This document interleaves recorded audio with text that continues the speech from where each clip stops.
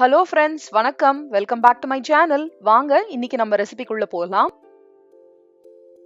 கத்திரிக்காய் கொத்து பண்ண போறேன் இப்போ வெண்பொங்கலுக்கு தொட்டுக்கிறதுக்கு. அதுக்கு நான் இப்போ ஒரு பெரிய எலுமிச்சம்பழ சைஸ் அளவுக்கு புளி எடுத்துட்டு இருக்கேன். இந்த புளியை நம்ம ஒரு 1/2 an hour போல ஊற வச்சிடலாம் வெந்நீர்ல.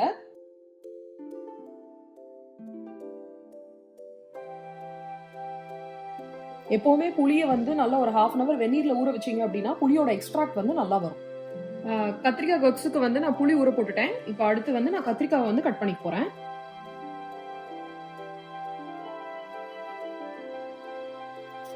இந்த கத்திரிக்காய் கொத்துக்கு நமக்கு கொஞ்சோண்டு இஞ்சியும் பச்சை மிளகாவும் தேவை. நான் ஒரு பச்சை மிளகாய் எடுத்து அதை ஸ்லிட் பண்ணி எடுத்துக்கிறேன். பொடி பொடியா கட் பண்ண வேண்டாம், வெறும் ஸ்லிட் பண்ணா போதும். இந்த மாதிரி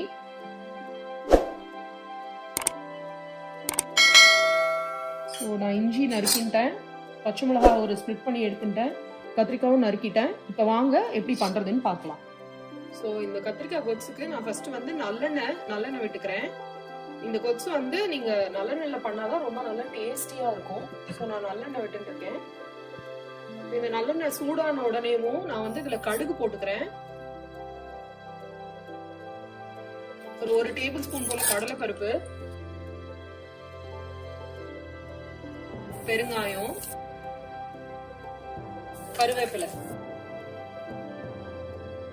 அப்புறம் நம்ம நறுக்கி வச்ச பச்சை மிளகாய், இஞ்சி. நல்லா செவந்த உடனே நம்ம நறுக்கின கத்திரிக்காவையும் ஆட் பண்ணிடுறேன்.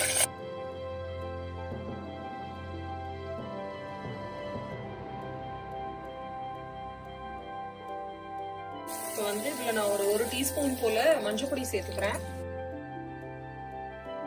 சேர்த்துட்டு இப்ப இந்த கத்திரிக்காய் ஒரு ஸ்லைட்டா வதங்கி வரணும். நம்ம அதை வதக்கி விட்டு போனலாம்.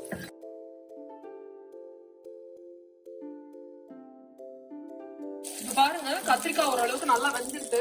இப்ப நான் என்ன பண்ண போறேன் அப்படின்னா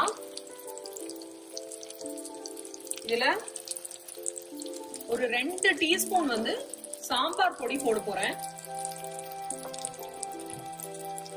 அப்புறம் ஜஸ்ட் ஒரு 1/2 டீஸ்பூன் வெறும் மிளகாய் தூள், ரெட் சில்லி பவுடர், அவ்வளவுதான். அப்புறம் கொஞ்சோண்டு உப்பு சேர்த்ததுக்கு அப்புறம்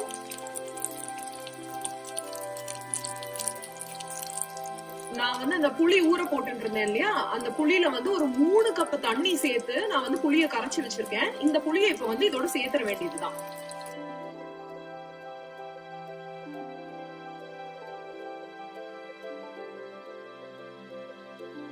இப்ப இது எல்லாத்தையும் நல்லா மிக்ஸ் பண்ணி இது ஒண்ணு சேர நல்லா கொதிச்சு சுருங்க கொதிச்சு வரும். அப்ப உங்களோட கொச்சு உங்களுக்கு ரெடி ஆயிடும். அவ்வளவுதான்.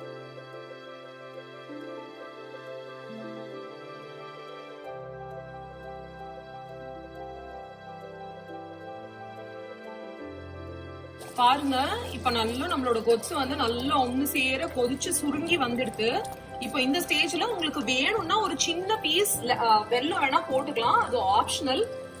உங்களுக்கு வேணும்னா நீங்க போட்டுக்கோங்க. அவ்வளவுதான். இப்ப நம்ம இதை அப்படியே சர்வ் பண்ணிடலாம். இத நீங்க வெண்பொங்கலோட சர்வ் பண்ணலாம், இல்லனா சாதத்துல நல்ல சூடான சாதத்துல நல்லெண்ணெய் விட்டு அதுல இத நல்ல மேலாக விட்டு பிசிஞ்சு தொட்டுக்க சுட்டப்பளம் வச்சு சாப்பிட்டீங்கன்னா ரொம்ப ஃபர்ஸ்ட் கிளாஸா இருக்கும். Excellent combination. அது கண்டிப்பா ட்ரை பண்ணி பாருங்க. இந்த கத்திரிக்காய் கொத்ஸ நான் இன்னைக்கு வெண்பொங்கலோட சர்வ் பண்றேன். இந்த ரெசிபிய நீங்களும் ட்ரை பண்ணி பாருங்க. பார்த்துட்டு உங்களோட கமெண்ட்ஸ் அண்ட் ஃபீட்பேக்கை என்னோட ஷேர் பண்ணுங்க. இந்த வீடியோ உங்களுக்கு பிடிச்சிருந்ததுன்னா கண்டிப்பா லைக் பண்ணுங்க, ஷேர் பண்ணுங்க, சப்ஸ்கிரைப் பண்ணுங்க. Bye bye.